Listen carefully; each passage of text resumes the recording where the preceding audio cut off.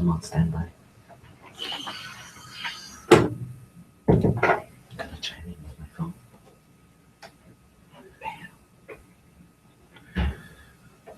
Hello, I hope folks are able to hear me loud and clear. I do apologize for those that have logged in and have been waiting. And we've been trying diligently to get our issues resolved, and hopefully we've been able to do that. So those of you that are currently on and have a classroom of students there, and you're probably approaching the end of the hour, I just want to let you know that we will be able to have this live broadcast for this presentation recorded, and we can provide you a link upon request. So we want to let you know that, and certainly we can provide you that link so that you can provide this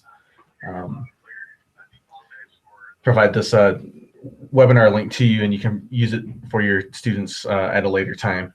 So also I wanted to share briefly that we'll also be having another webinar time on Wednesday, December 17th, as our screenshot here on our beginning slide shows, December 17th at 5 o'clock Mountain Standard Time. So we'll go and get started here in just a few moments, and we hope that you enjoy the information that we're able to share, and that it's also useful to you as nominators and recommenders, but also for all of you students out there that are going to be considering applying for the Gates application. While you're in on this YouTube channel, we will also be able to fill any of the questions that you have during this presentation by way of the comments box below. So if you see that comments box on the YouTube channel below, you can pose a question, and we'd be able to answer that throughout the presentation. So with that said, again, we want to thank everyone that's able to join us, and we'll get right into this presentation on the Gates Millennium Application Workshop. So just a couple of brief introductions. I want to just introduce myself. My name is Gabriel Bell. I'm the Campus Engagement Manager for the Gates Millennium Scholarship Program over the Southwest region. I have worked alongside with many of our GMS staff members with regard to our application process, helping out with the current scholars that are in college, counseling scholars all the way through their doctoral program with regard to scholarship policies and the capabilities. So I have quite a bit of information and some experience in that area. So that's who I am. I am also a Gates Millennium Scholar recipient from 2002. I went to Oklahoma Baptist University and studied mathematics, and was able to obtain my Bachelor's of Science degree in that field with the Gates Scholarship. I've been on staff here at GMS now, located in Albuquerque, New Mexico, our AIGCS office, for 4 years, and I'm happy to continue my new role as Campus Engagement Manager. But I also want to introduce to you Josh Lucio, who will also be on our webinar today. So I'll just give him just a brief moment to introduce himself. Good morning. My name is Josh Lucio.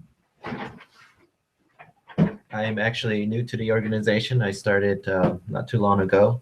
However, I'm not new to the GMS application process. I did serve a number of years as a reader for the Gates Millennium Scholars, and have my experience through that, as well as being a former scholarship administrator with my tribe. So I'm definitely familiar with the scholarship application process, and can field questions about Gates Scholarship or any other scholarships that are out there.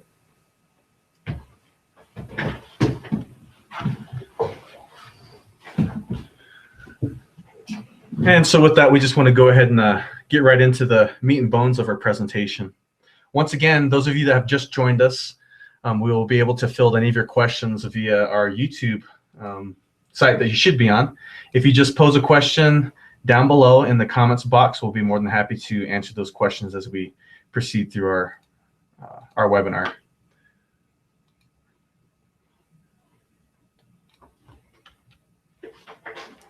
So the Gates Millennium Scholarship Program, we will go into this a little bit more in more detail in just a moment, but we're actually located, this webinar is taking place in Albuquerque, New Mexico, at the American Indian Graduate Center Scholars Office. And you can see our address there below.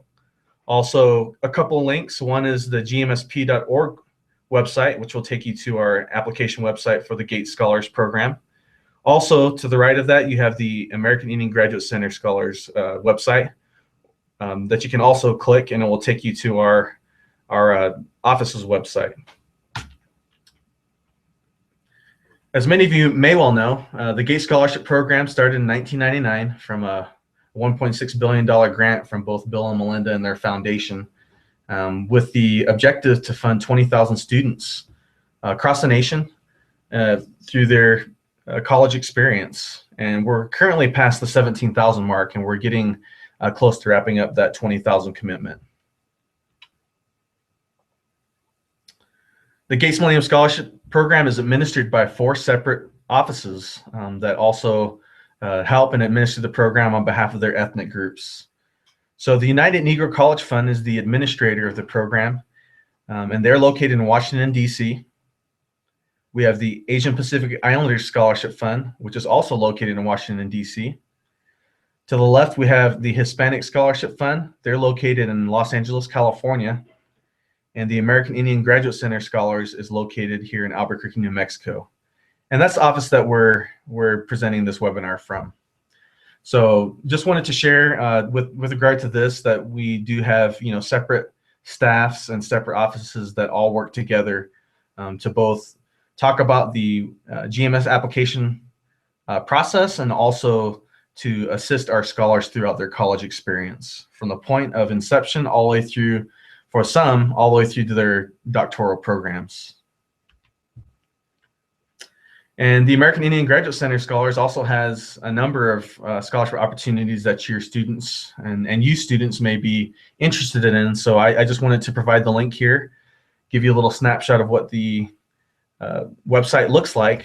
So feel free to go ahead and check out the website. We have a number of scholarships that you may be able to apply for. Most of our scholarships are geared toward graduate school and professional school, but we do have a couple items that you might check out while you're considering just getting to college in your undergrad program. Also, there's another link off to the right. It's titled Other Opportunities, which has a number of resources that are available for both counselors and students to check out. Just a couple of the items that are going to be available, possibly might pique your interest, is the Wells Fargo American Indian Scholarship. This one actually is for those that are already in college. So just look at the criteria there. You may know folks that are in college and might fit the criteria for this scholarship. Also, we have the Accenture American Indian Scholarship, which is down below as well. And I do apologize. I'm actually not an expert on our AAGC scholarship. So I would just say, just check this out. There's a couple here that you might want to look over. Again, if you're fitting the criteria that's listed, feel free to go ahead and click Apply Now button, which is down off to the right next to the graduate student picture there. And again, other opportunities on the green bar is another place where you can find a variety of opportunities as far as resources go.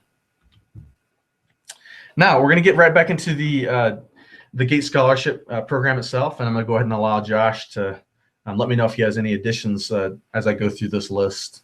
But you students, as you're looking at different scholarships during your this senior year, and possibly for those of you that are juniors, each one of those scholarship opportunities that you're going to be looking at is going to have a variety of criteria that are involved in order to apply. So, of course, one of the first things you want to make sure of is that you meet those qualifications. And with the Gates Scholarship Program, these are the eligibility criteria that are listed. So go ahead and think about these things as I go through. Again, should you have any questions, we can field them on the YouTube channel. But first and foremost, this particular scholarship was designed to fund those that identify in any of the ethnic groups that are listed here in the top bullet point. So African American, American Indian or Alaska Native, Asian Pacific Islander American, and Hispanic American. Now, one of the more popular questions that I get with regard to this item is, well, what if I identify as both, or what if I'm one ethnicity, but I'm also another one? Which one do I list? And I always tell prospective candidates that, we would like you to provide in your application process, just share with us the ethnic group that you most comfortably identify with. And a personal experience to add, I'm both American Indian from the Cheyenne Arapaho tribe, and I'm also Guam, I'm also Guamanian, so I could qualify under the Pacific Islander American category. When I applied for the scholarship, I applied as an American Indian.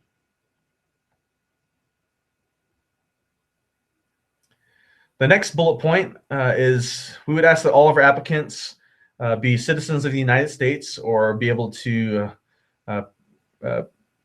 be a legal permanent resident of the U.S. Now, every now and then we fill some questions on this item, but typically we don't. Should you have any, we're more than happy to clarify any items or any parts of this item. The third bullet point is all applicants that are pursuing this scholarship should, at the time of application, have a 3.3 GPA over the course of grades 9 through 12 on a 4.0 scale. So typically what this means is that if you're in a fall, spring semester format at your school, we would ask that you would have a 3.3 cumulative GPA at the end of your fall term. The fourth bullet point simply says that you should be entering college for the first time. So this Gates Millennium Scholarship Program is eligible for those that have never been a matriculated student at a college pursuing a degree prior to their application for the scholarship program. Again, those of you that are high school students who have taken concurrent classes at college, while a high school student, you're going to be fine. You can apply for the scholarship and that won't hold you back. What we're looking at is those students that may have entered college, are sophomores or juniors now in college. Those folks are not going to be able to apply for the scholarship. The fifth bullet point asks that those that apply for the scholarship have the ability to demonstrate their leadership and community service experiences, either through extracurricular or other activities. So we have, for those of you that have registered in the website already and have checked it out, we'll already know that there's a variety of places that you can list your leadership abilities, list your community service activities, and so the Gates Scholarship does take a look at that.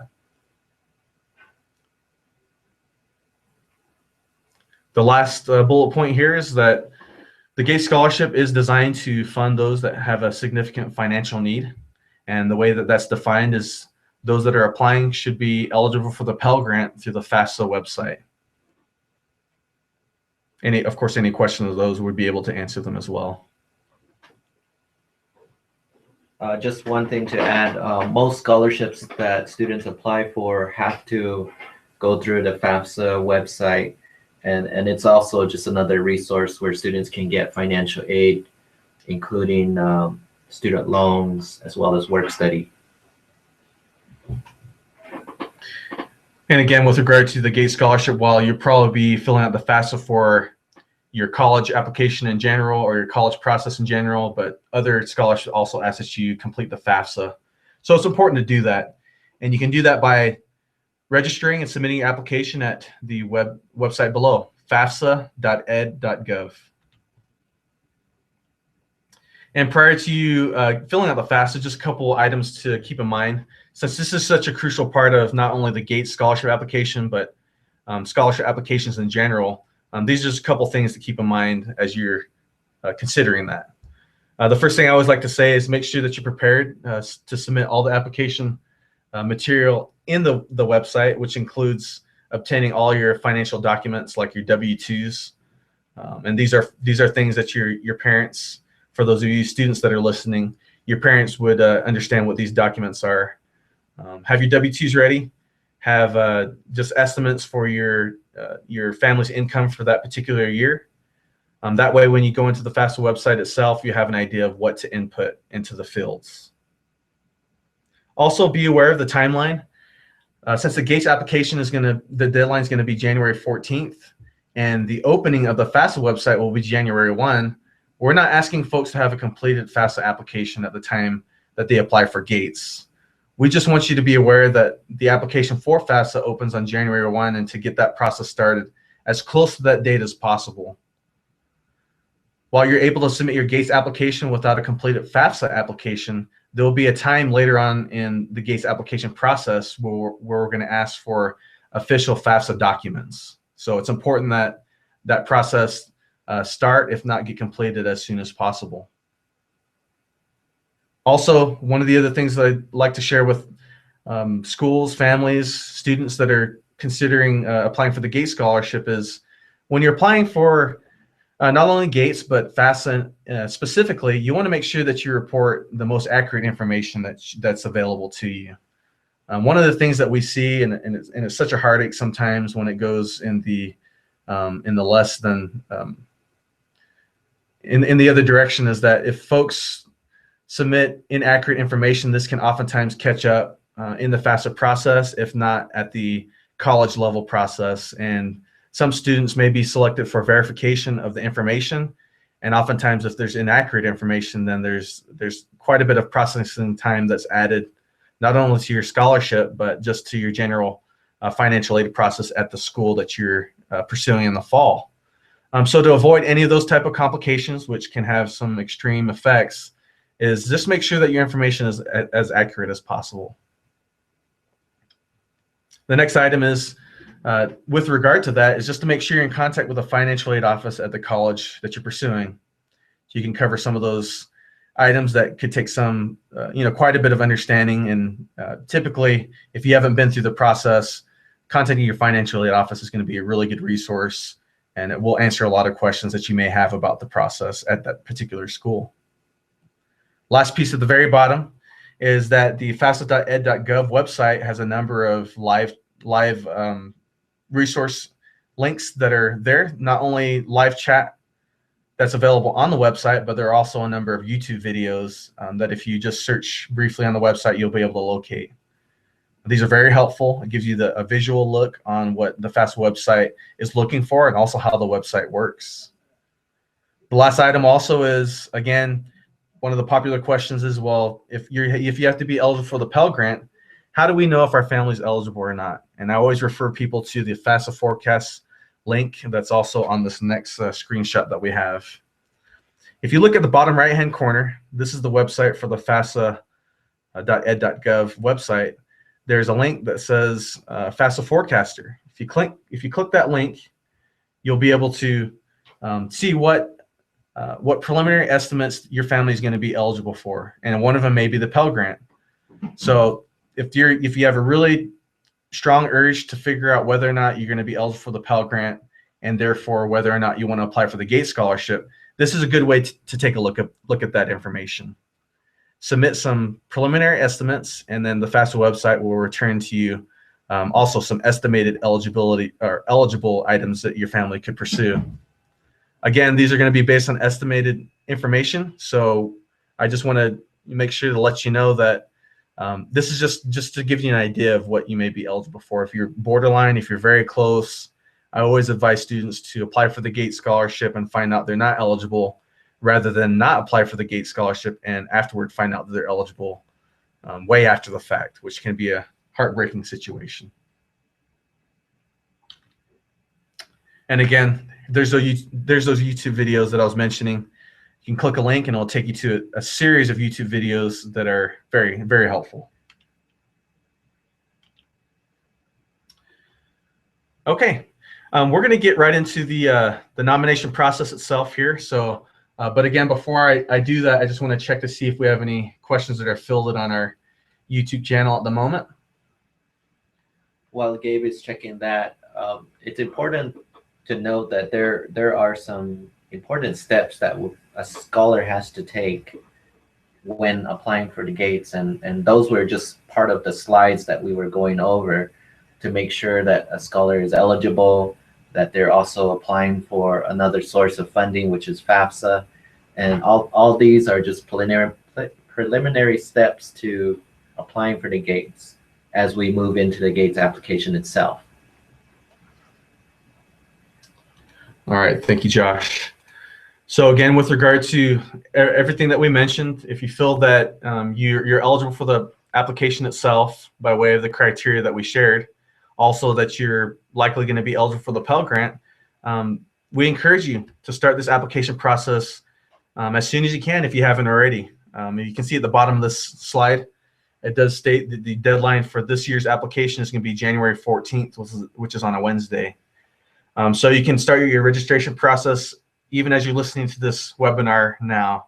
You can go to gmsp.org, and I have a couple of red arrows on this screenshot that points to the links that you'll want to press, both if you're going to be a nominee, or for you counselors or teachers or educators out there, if you are going to submit a reference for your student, you would also click these links as well to start your process.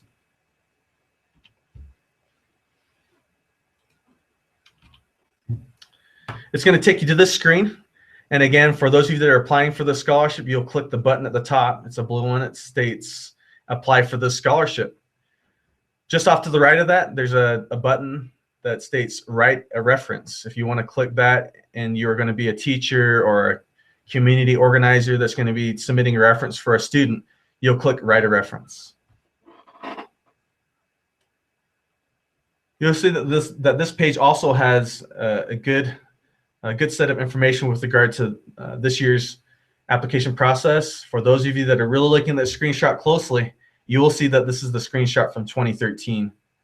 However, even the 2014 and the 2015 page is going to be very similar to this. All the information is going to be the same. The only difference would be the application deadline that is listed. So, for those of you students that get into this application online, this is what you're going to be looking at. There's going to be a variety of tabs at the top, starting with personal. You have an essays tab, an education tab, leadership tab, which we're currently on, so on and so forth. You'll basically work through this online application from left to right or from right to left, and you'll be able to complete each of the tabs and fill out any of the information that's requested. This is essentially your application process, and everything that you put in here is going to be what's going to be factored into your application as a whole. So we're currently sitting on the leadership tab. The first question is, do you have any leadership roles to list? And of course, here you'll be able to list up to 6 leadership roles, and we would ask that you think really creatively. Maybe there's some items that you don't think qualify as a leadership role. I would encourage you to second guess that and really consider how certain events or activities that you've been involved in have been able to hone your leadership. And if you can say that it has developed your leadership, I would encourage you to include that. So we oftentimes in this area will think of the typical things that we're thinking of with regard to leadership. Here are a list of them. You can take a look and see that these are some things that oftentimes come to our mind when we think of organizations and activities that we're involved in that hone our leadership.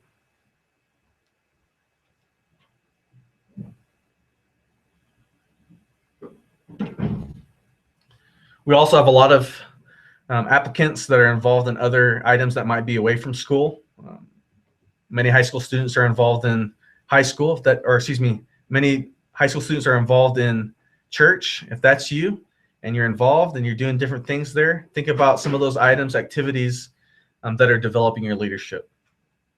There's also a number of ways that you can develop your leadership at home, not only with activities to your family, but you might be helping out extended family members with babysitting, those type of things where you have to be a leader in that particular role.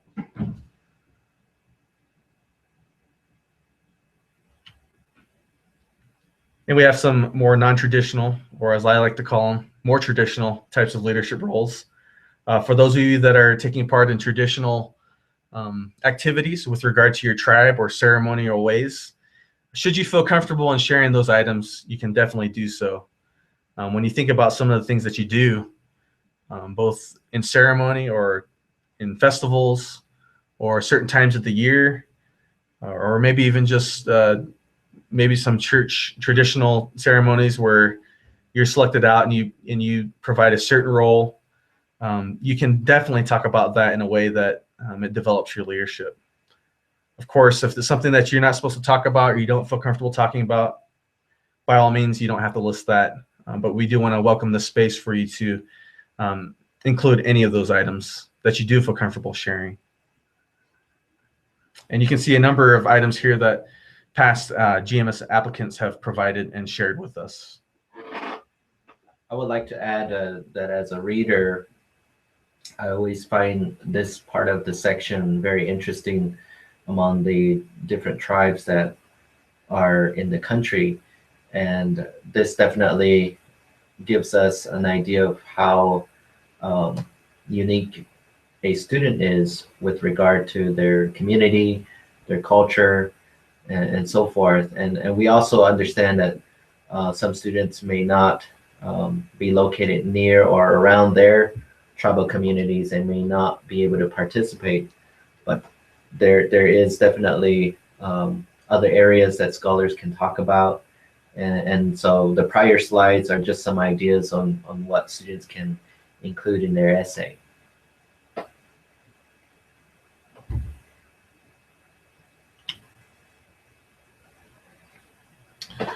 So the next section we would like to talk about is maybe for a number of our GMS applicants, the most arduous part of the process. And those are the 8 essays that are listed. Now, there's quite a bit of writing involved here, so that's the other reason why we always say to anyone considering the application to start as soon as possible. We're right up against the end of the fall term. We're getting ready for Christmas break. You know, both teachers, counselors, we're all getting ready to take our break here soon. And before long, we'll be right into January. And since the application deadline is on the 14th, you're going to have a very limited number of days to really put forth a good effort on all parts of the application.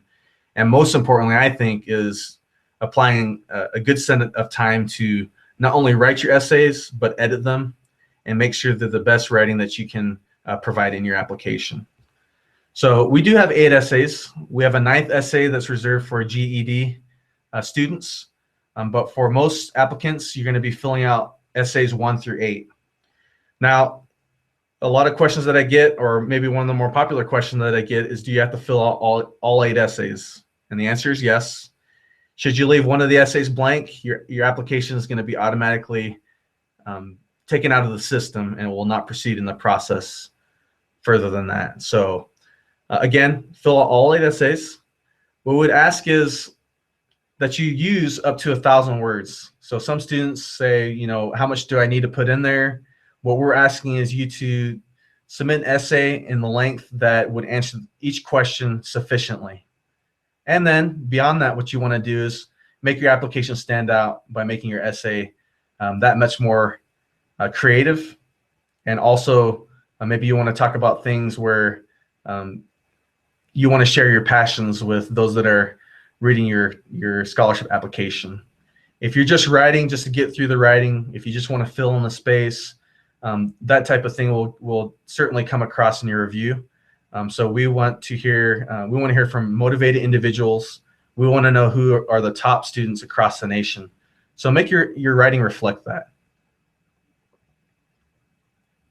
This particular essay, essay 1, asks the question, discuss subjects in which you excel or have excelled. To what factors do you attribute your success? Now, with regard to this essay question, you'll find that it's has 2 parts. It's pretty simple and straightforward. And students, you'll be able to share with us, any stories or any ways that you want to answer this question, however you like. It's an open-ended question, and we ask for you to, share with us the story that you want to in regard to this question. Again, you may want to, look at factors that have led you to this point of success. Maybe some of you are more inclined towards mathematics. Maybe some have more of an affinity towards English or writing.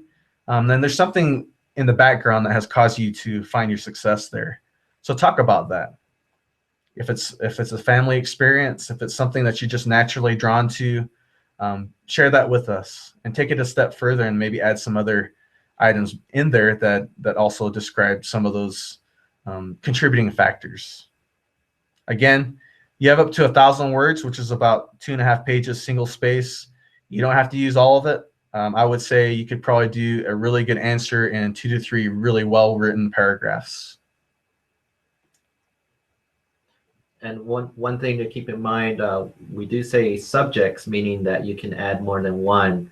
And what I find in essays is if a student can at least try to stick to one or two subjects, just because adding more subjects will definitely add to the length. But because this is a competitive scholarship, we really want to see a very good essay that will cover at least one or two subjects, and to tell why. And this is where, again, in 2 paragraphs or more, you can really answer the question, and that's very, very good, to the point, and what factors contribute to that part of the subject. What makes you successful. And again, we're not necessarily looking for grammar. We're not looking for appropriately placed comma. We want to really hear a good story from you, the student. So that's what we're really looking for. And to Josh's statement, that can be done very well in this space, not having to use all 1,000 words or writing about a variety of subjects, but 1 or 2, maybe 3 at the most will get your answer done really well here. The second essay question that we just wanted to highlight, and we're just going to go through a couple or a few. Essay 2 states or requests the student to provide an answer that allows them to discuss subjects in which they've had difficulty. What factors do you believe contributed to your difficulties? How have you dealt with them so they will not cause problems for you again? In what areas have you experienced the greatest improvement? And what problem areas remain?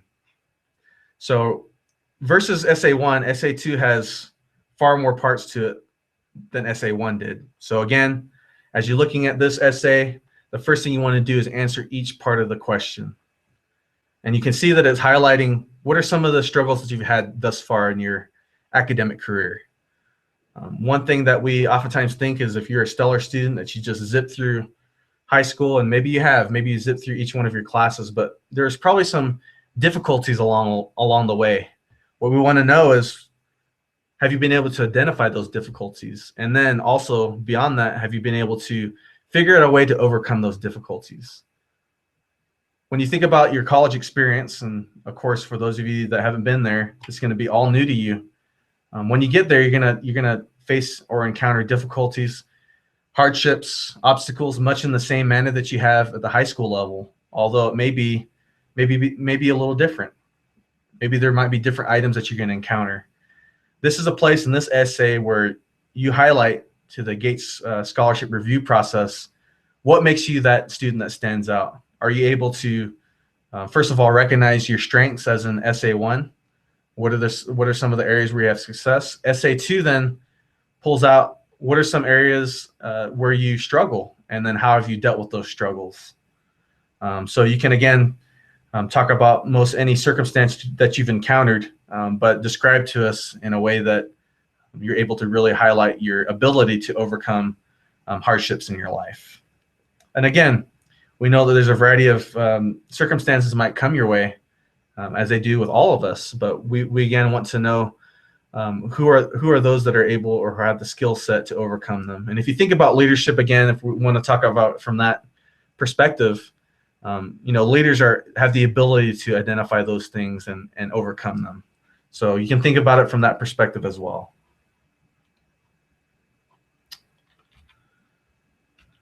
So again, those are the first 2 essay questions. And again, you're going to go through 1 through 8 and complete them kind of in the same manner that we've kind of described the philosophy that's in the background of those essays. Beyond that, once you get past through the listing portions of the application, the essays, accounting for your academic history through high school, those are going to be very straightforward items that you're going to be able to complete.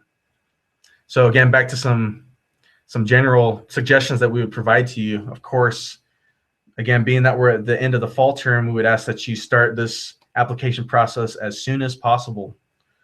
And again, do a little bit at a time. You can already see that there's quite a bit of information that's going to be asked of you. So don't feel like you have to do it all at one time, but do a little bit here and there. You might take an hour at a time, take a break, maybe do another half hour or so, and just kind of pace yourself through the whole thing. You want to submit the application process or submit your application as soon as possible. With knowing that after you submit it, you'll have the ability to edit the application even after you've submitted it. So keep that in mind. You also want to proofread the whole application, the nominee section, your application. Make sure that you're listing everything correctly. Maybe you think of an item after the fact, you want to make sure that you include it.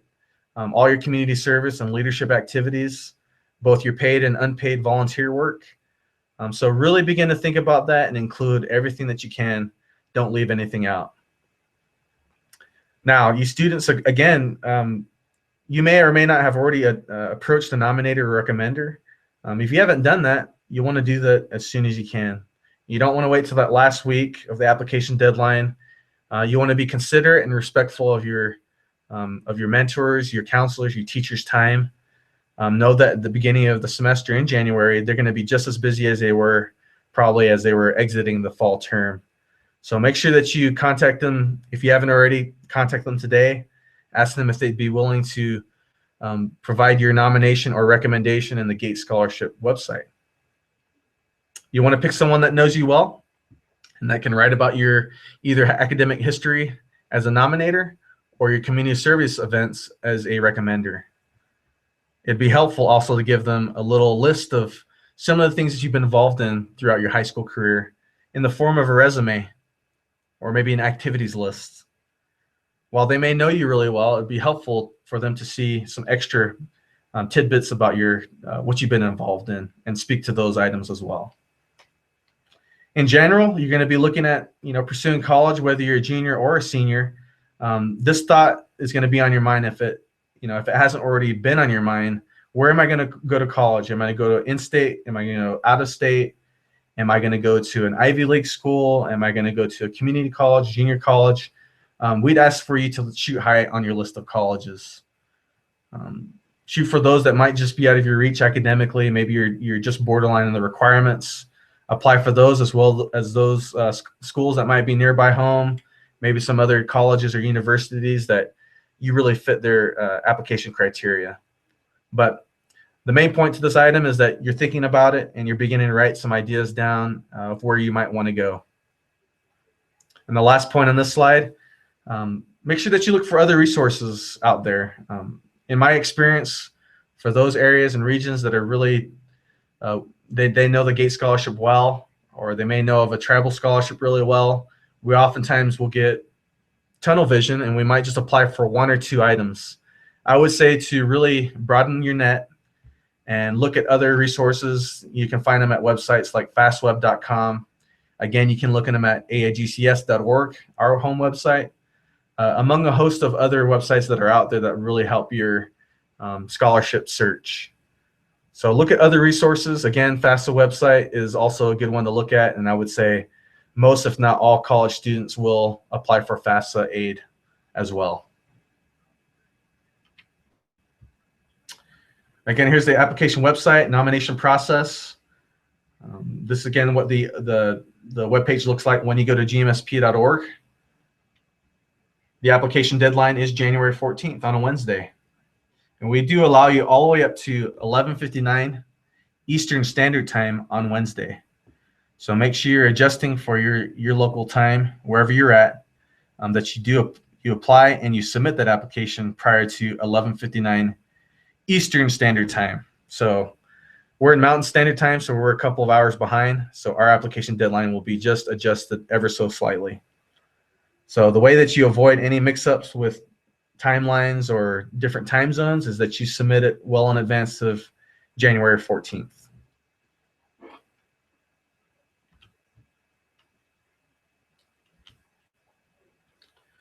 So that concludes a brief presentation and workshop on the Gates application process.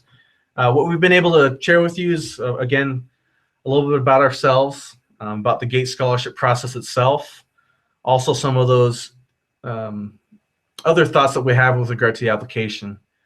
You can go into the application and without any background knowledge, probably submit a pretty good application. But in this workshop, both Josh and I have been able to share some extra information, some information about the essays, different ways to look at your leadership and community service activities, that may just help your application just that much more. So we hope it's been helpful to you. Again, we have questions where we can fill. If you want to call us toll free at the number that's provided. We also have a list of our personal work email addresses that are listed here as well.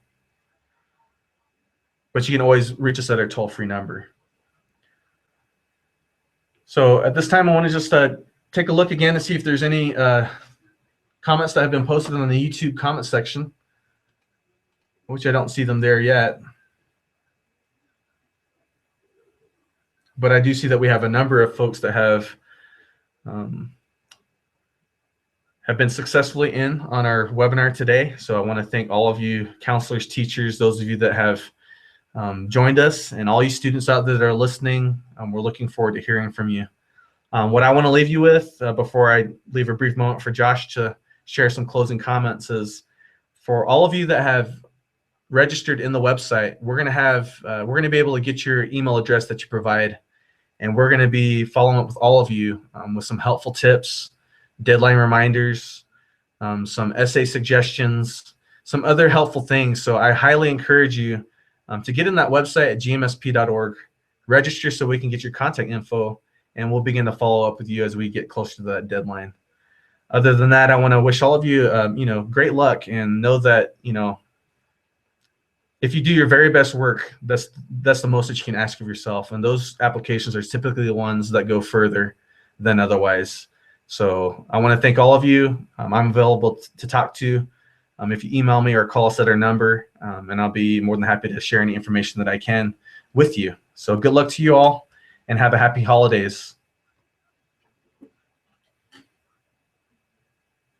Same as Gabe had mentioned, if anybody has any questions, I would highly recommend to contact our office and express any questions that you might have about the application and any steps involved in the application process. I'm definitely available to answer those questions. All right, so we're going to go ahead and conclude our webinar today. Be on the lookout. If you've noticed on our front screen, we did also have a couple of other webinars scheduled.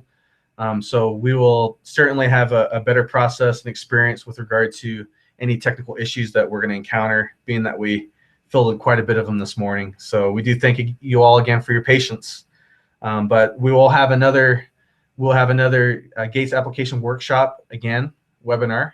We will also have a workshop specifically for our recommenders and nominators. So be on the lookout for that. Other than that, we're going to go ahead and sign off and thank all of you for being a part of our webinar today. Again, good luck to all of you Gates applicants that are out there. Have a great day and a happy holidays.